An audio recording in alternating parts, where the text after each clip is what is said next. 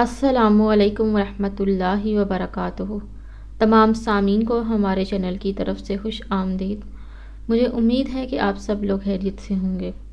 ناظرین، اپنی آج کی اس ویڈیو میں آپ لوگوں کو ایوب علیہ السلام کی مانگی ہوئی دعا کے بارے میں بتاؤں گی۔ یہ بتانے سے پہلے میری آپ لوگوں سے ایک چھوٹی سی درخواست ہے کہ آپ میری اس ویڈیو کو لائک ضرور کیجیے اور اپنے دوستوں کے ساتھ شیئر ضرور کریں۔ شیئر آپ لوگوں نے اس نیت کے ساتھ کرنا ہے کہ یہ ویڈیو آپ لوگوں کے لیے صدقہ جاریہ اور ایصال ثواب کا ذریعہ بنے گی۔ دوستو، ایوب علیہ السلام کی مانگی گئی دعا ہمیں قرآن پاک میں سورہ انبیاء کی آیت نمبر 83 یعنی 83 میں بتائی گئی ہے، جو کہ کچھ اس طرح ہے: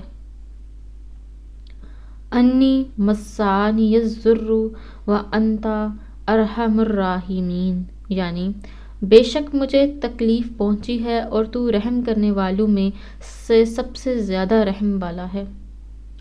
دوستو، بیماری میں اللہ کی تعریف کرنا اللہ تعالیٰ کو بہت ہی زیادہ خوش کرتا ہے۔ رسول اللہ صلی اللہ علیہ وآلہ وسلم نے فرمایا، جب بندہ بیمار ہوتا ہے تو اللہ تعالیٰ اس کی طرف 2 فرشتے بھیجتے ہیں اور فرماتے ہیں کہ دیکھتے رہو وہ ان لوگوں سے کیا کہتا ہے جو اس کی بیمار پرسی کو آتے ہیں۔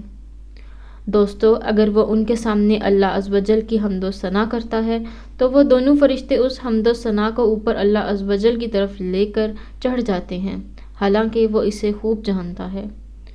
تو اللہ تعالیٰ فرماتا ہے، میرے بندے کا مجھ پر حق ہے، اگر میں اس کو فوت کر دوں تو اس کو جنت میں داخل کروں گا، اور اگر شفا دوں گا تو اس کو پہلے گوشت سے اچھا گوشت اور اس کو پہلے خون سے اچھا خون دوں گا، اور اس سے اس کی برائیوں کو دور کر دوں گا۔